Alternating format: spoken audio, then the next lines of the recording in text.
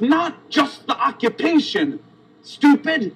It's the right of return, equality for all Palestinians. It's a transformation from a racist, exclusivist, supremacist state to a nation for all of its citizens. My parents and grandparents are refugees from 1948, so I grew up in a small town in western Massachusetts, and I moved to New York City 4 months before 9/11. When those two towers came down, there was so much vitriolic language. There was that, we got to go and turn that place into a parking lot mentality. We have to nuke them and start over.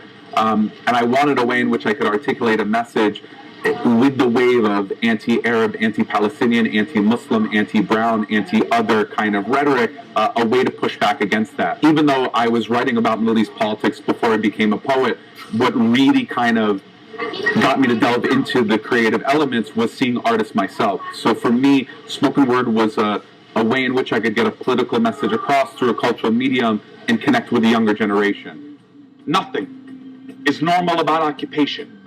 Nothing normal about apartheid, ethnic cleansing, siege, blockade, settler-only roads, bombing water wells, schools, mosques, and UN buildings. Looking at the global landscape, in some ways things have never been better on the issue of Palestine. There's more support, more younger folks, more marginalized communities that are stepping up and speaking out on Palestine.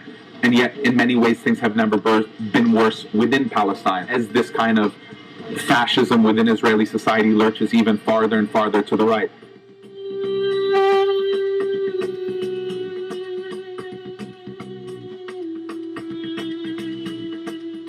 Yes, my family is Palestinian, but it's about a system of oppression. It's about challenging injustice. It's not just about the issue of Palestine. It's about the execution of black people on U.S. streets. It's about the kicking out of undocumented people. It's about drones. It's about mass surveillance. It's about this kind of new rise of anti-Muslim bigotry. And people are saying enough is enough. And also looking at the economics of the situation. When you're spending trillions of dollars on wars and not on hospitals and schools, you have to ask yourself what kind of society that you're constructing.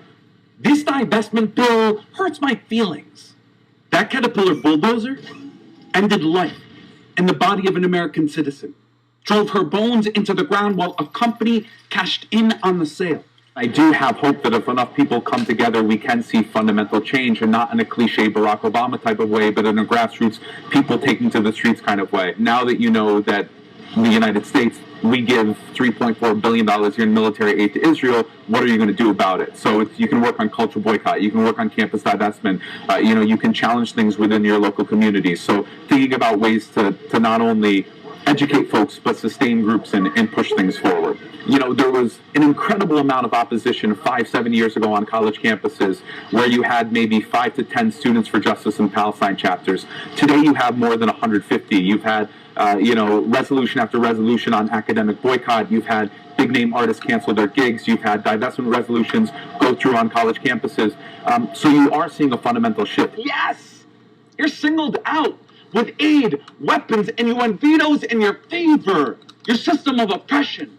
It's coming to an end. And whether you recognize it or not yet, it'll be liberating. For you too.